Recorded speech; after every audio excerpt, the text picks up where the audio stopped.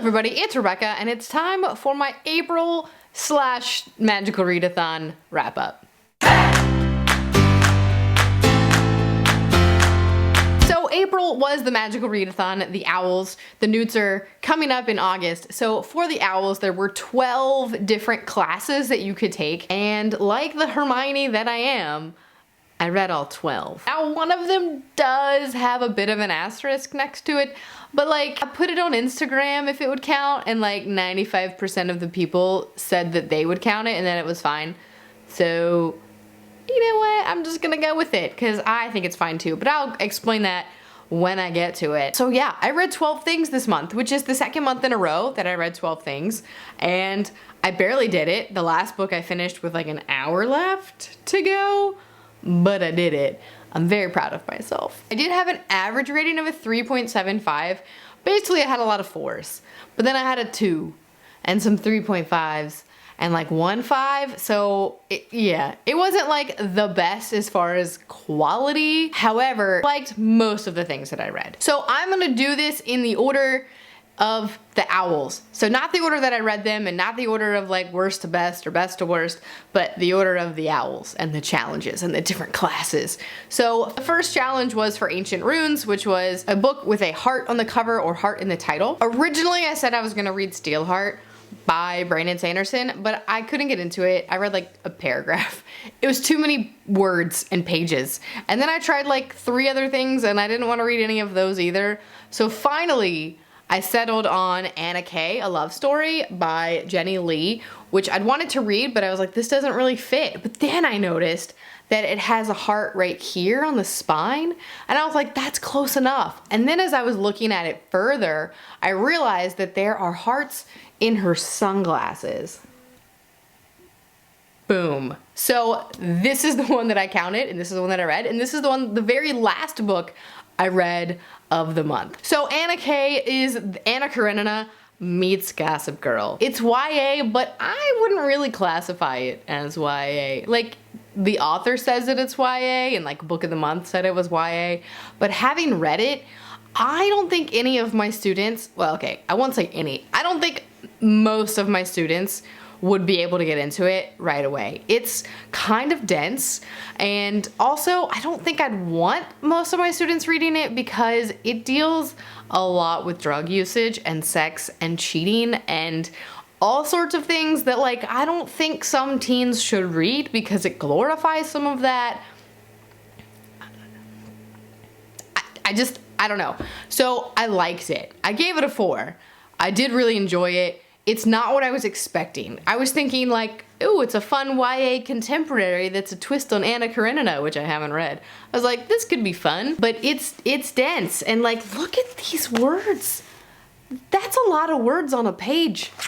That's a lot of words. So again, I liked it. I gave it a 4. It kind of reminded me a little bit of like The Goldfinch meets Gossip Girl in the way that it's written. So yeah, it just feels like more like an adult book with teenage characters than a YA book. So, I don't know. I liked it though. Like I said, I've said it 6 times, I feel like. I did like it. It didn't cry. Some people on Goodreads are like, I cried so hard. I mean, I didn't cry. I also did not look up the ending, the plot of Anna Karenina. I know that it follows like 3 of the stories, some of which I cared about more than others. So if you are a teen, just be wary and know that drugs are bad, guys. Drugs are bad. And it does deal with that, and it shows that drugs are bad, but I also think it glorifies it a little bit, which isn't great. I also really liked that this book has representation, and it kind of talks about like the disparities between men and women, and like why men are allowed to sleep around and women aren't, and kind of just like shows that. Also, the characters like have growth, which I appreciated. So again, a 4. I think it's more adult than YA though. Next up is Arrhythmia, which was a book outside of your favorite genre, which I would say is fantasy for me. So I read Tweet Cute by Emma Lord, which this is the contemporary that I was thinking that Anna K would be, which it's fun. I really liked it. I made the monster cake that they talk about in this book. Emma Lord posted the recipe online, and I'll link it below. It's delicious, guys. You should make it because it's awesome. It's basically You've Got Mail on Twitter. It's cute, it's fun. I liked it. I gave it a 4. It was happy, it was adorable. It might be one of my new favorite like YA romance contemporaries. Yeah. Next up was Astronomy, which was a book that you've read the majority of at night. So I read Caraval by Stephanie Garber. This was my 2-star. I was not a fan. It was being hailed as like the Night Circus, but better, but YA. It was not. It was just not. It started out okay-ish. Like I did not like the main character and I thought the ending was cheap. The rest of it was okay. It was maybe a 3, and then the ending, I was like, really? This is just a waste. This whole thing is pointless. Plus, I hate the main character. You're now a 2. I didn't hate it. I liked parts of it. I liked that there was a mystery. I liked the weird fantasy element of this like weird circus thing. I couldn't picture a lot of it. Like I couldn't figure out how it was supposed to work at all. And then I just did not. I thought the ending was dumb. Also, I hated the characters, like I said, so I gave it a 2. And I'm sorry if you like it. I did not. Next up was Care of Magical Creatures, which was a book with a creature with a beak on the cover, and kind of on the same theme, I read Ink in the Blood by Kim Smejkal. I can't pronounce that last name, and I'm really sorry.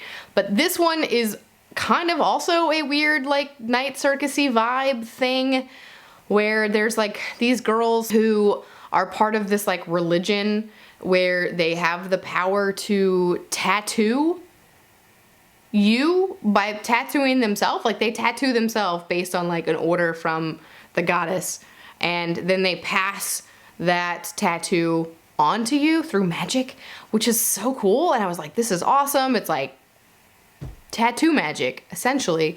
But then like there's some distrust with this church and like how much of it is real and not real.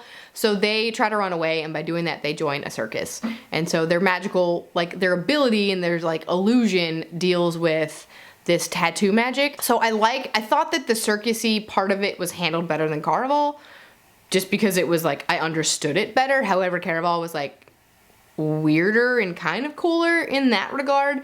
But so yeah, so they join this traveling circus, but like the people are hunting them. It's okay. I gave it a 3. I'm not gonna read the second one because I don't care enough, but I thought it was interesting enough. It was cool. I like tattoos. I mean, I only have one, but like I like tattoos, so I was like, this is cool, tattoo magic.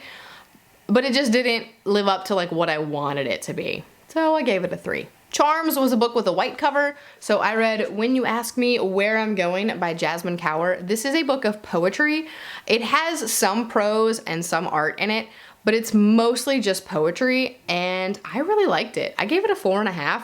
This deals with themes of like domestic abuse and immigration and racism and femininity and just all the things that like I love are represented in this book. And I took pictures of so many of these poems that I just wanted to like have in my phone so I could reference, so I could just like share with my students and remember them. It was brilliant. I actually shared it with one of my former students who I taught in creative writing 2 years in a row, and she like wrote a poetry book and used to be obsessed with Rupi Kaur, and so I sent her one of these and she immediately bought it because she loved it so much. So yeah, if you like poetry, if you like Rupi Kaur, if you're looking for poems that deal with that theme, those types of themes, definitely recommend it because I really loved it. I was very inspired. Next up was Defense Against the Dark Arts, which was a book set at sea or on the coast. And this one is my book with an asterisk. So I read Beach Read by Emily Henry,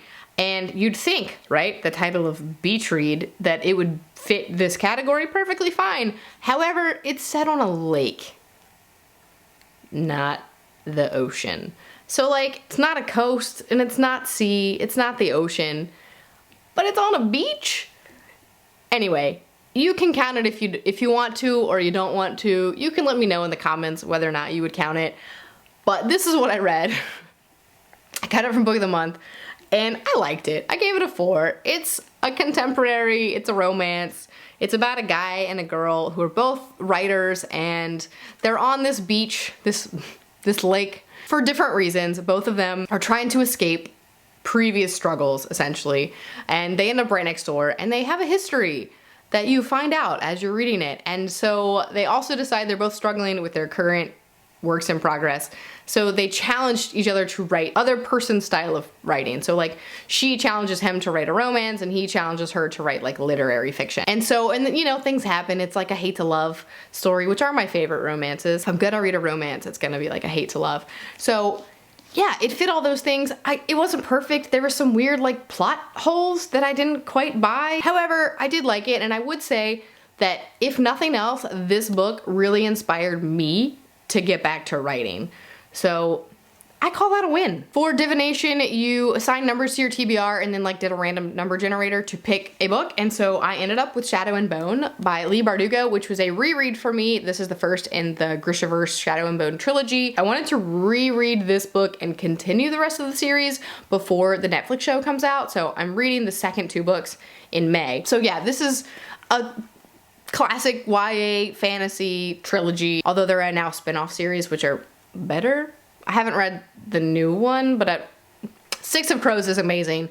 This is okay. I gave it a 4. I liked it. It's very typical of the time that it was written. I think it's like 8 years old now or something like that. I first read it 5 years ago. It's been a while. I liked it better this time than I did last time. Basically, a girl finds out she has powers and then is, you know, there's like things that happen. She's got like a little bit of a love triangle going on. She has to try to save the world, but like, are the people around her telling her the truth or are they lying to her and whatnot? It's got a cool magic system. It's kind of like fantasy Russia too, which is pretty cool. So I liked it. I'm continuing the series because I haven't read them yet. And so I was excited to kind of get back into this world. So it wasn't anything new. Most of you have probably already read it, but I reread it and it was fun, so I gave it a 4. For Herbology, it's a book that starts with M, and my pick actually could have worked for Transfiguration or for History of Magic, and my Transfiguration could actually work for both as well. So these are interchangeable, but I'm gonna just do them with how I originally sort of planned them. So for Herbology, I picked My Lady Jane, which is the first book in the Lady Janie's trilogy. Although I don't think that the stories are interconnected. I think they're all just retellings of Jane stories. So this one is Jane Grey, who succeeded Edward VI in like Tudor history here. Woohoo! I didn't know this. I looked it up on Wikipedia. So yeah, basically Henry VIII dies, his son takes over, he dies, he gives his crown to his cousin, but then his older sister like fights her for it and like puts her in jail. It's essentially that story. However, there are twists and it's kind of a comedy. Like, I really liked this book and I did not expect to. It's historical fiction, but yet people turn into animals. It's basically saying, it's like Protestants versus Catholics, and the Catholics are, they call them the Verities, and the Protestants are these people, Ethans. They like turn into animals. So it's like a weird little like play on that. And so the country's in turmoil based on like, do you believe that Ethans have the same rights as the Verities? Which is, do you think Protestants should have the same rights as Catholics, etc. So it twists it. However, the narrators are funny. So it's weird. I really liked it. I gave it a 4. If you like weird historical fiction with like fantasy elements and humor, you should read this book. It's strange. I liked it. It was fun. For History of Magic, it was a book that features a witch, so I read Venir Witch by Victoria Schwab, which is her first published book. I had never read it, and it was okay. I think I gave it a 4, mostly just probably because I love Victoria Schwab. It's probably more of a 3 or a 3.5, but I bumped it up to a 4. It takes place in this like old, kind of like old-timey village, medieval-ish stranger who shows up, and then all of a sudden the kids start disappearing and everyone thinks the stranger did it. It's kind of very Neil Gaiman-esque, but like not as nuanced as Neil Gaiman. It's kind of like a fairy tale type story.